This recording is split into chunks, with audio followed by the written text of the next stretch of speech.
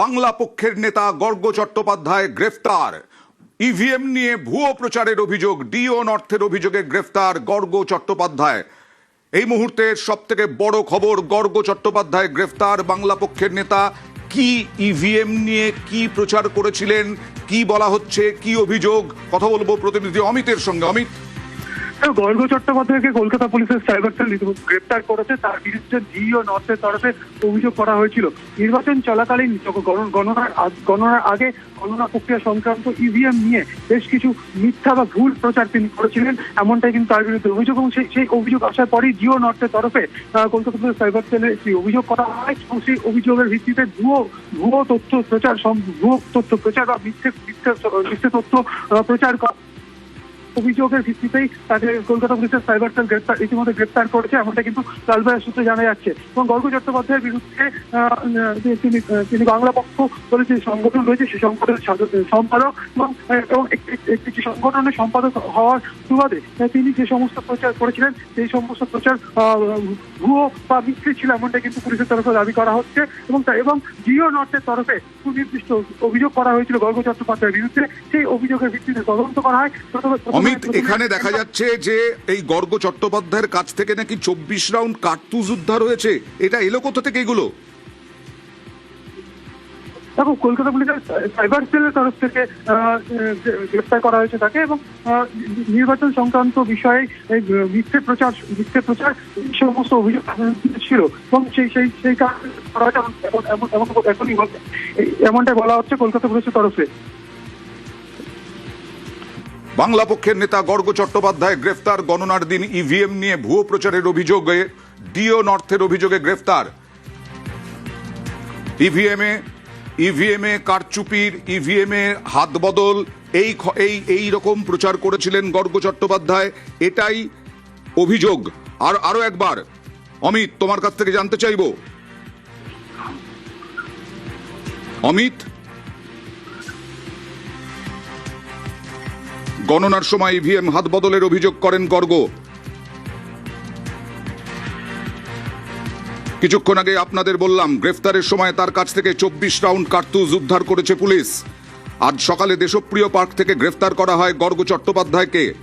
আর গণনার দিন ইভিএম হাত বদলের অভিযোগ করেন গর্গ। সেদিনই মিথ্যে তথ্য ছড়ানোর অভিযোগে এফআইআর দায়ের করা হয় তার বিরুদ্ধে।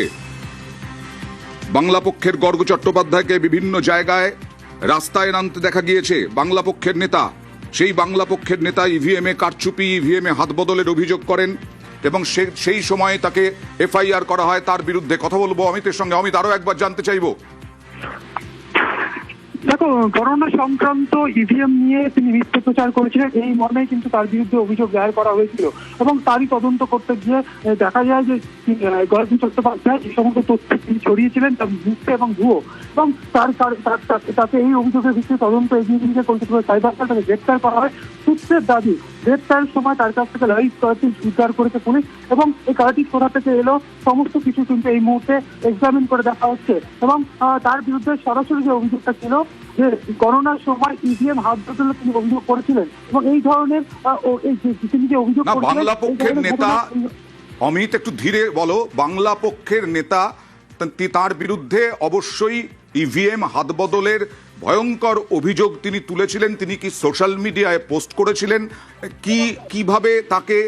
কিভাবে অভিযুক্ত করা হলো? শুধু তাই নয়, এই যে 24 রাউন্ড কার্তুজ বাংলা পক্ষের নেতার কাছে কি করে এলো?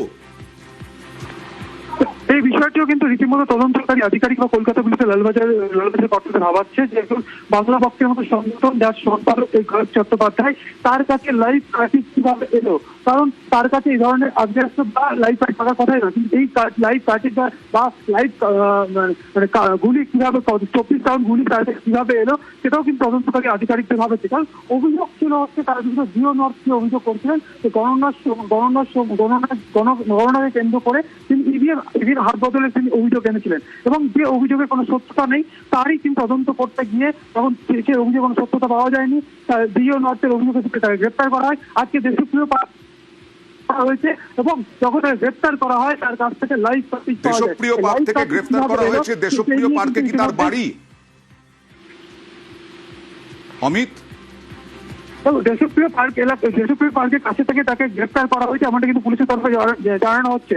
তবে বারবার যে বিষয়টি ভাবার যে গ্রেফতারের সময় 24 রাউন্ড কার্তুজ তার কাছ থেকে কিভাবে এলো বা তার কাছে কিভাবে কার্তুজ এলো এই বিষয়টা কিন্তু ভাবাছিলাম। তিনি বাংলা পক্ষ বলে যে সংগঠন তার সম্পাদক এবং তার কাছে এই ধরনের কার্তুজ বা লাইভ কার্তুজ গুলি বা 24 রাউন্ড গুলি থাকার কথাই না। তিনি কিভাবে বেশ। এই গুলি পেলেন, ওকে, এই বিষয়টা ধন্যবাদ। কিন্তু